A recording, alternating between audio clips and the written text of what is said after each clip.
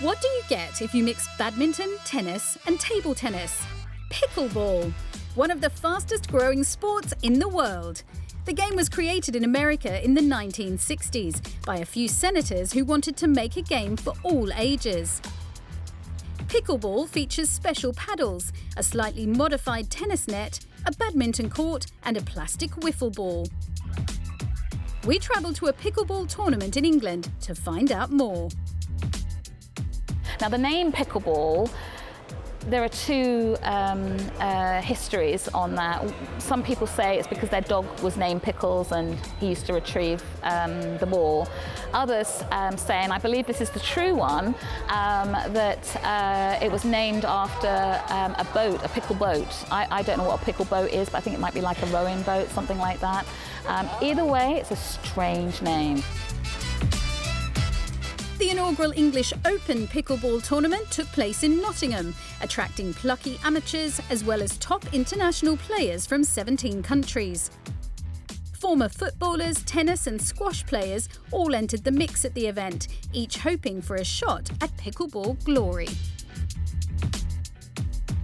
Karen Mitchell is the co-tournament director and has spent the last few years trying to raise awareness of the sport.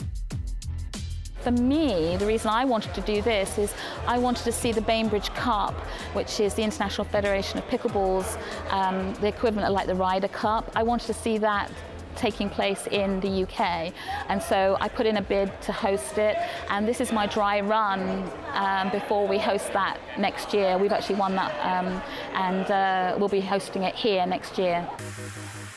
Pickleball is almost exclusively played in doubles, with players paired together according to their skill level. Former WTA tennis player Thadia Locke is a recent convert to the sport. So I actually went on holiday last year, in September last year, to America and stayed with some friends. And they have been talking to me about pickleball and they said, oh, you should come and try pickleball. So I was like, okay, so I went and played. And I found it really fun. And then they said to me, oh, you have to play when you go home. And I said, we don't play this sport in England. And they're like, no, you do. So then when I came home, I kind of Googled some clubs and I found somewhere to play. And I loved it. I played tennis professionally, but I'm kind of done with playing competitively now. So this is kind of like a new thing that I can transfer my skills to and play competitively, and it's really fun. A lot of the movements are similar to tennis, like the stop-start, the moving direction. And again, the hand skills, it's kind of a quicker sport, but it's still a lot of my tennis swings and shots I can use in pickleball. The rules are relatively simple and the game is easy for beginners to learn, but it can develop into a quick, fast-paced, competitive game for the more experienced players.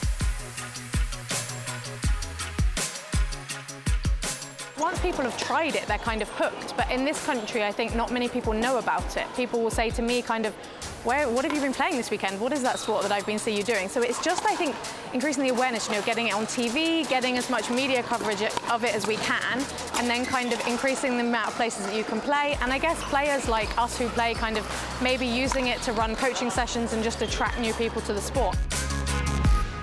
Most people are eventually forced to give up playing competitive sport as they get older.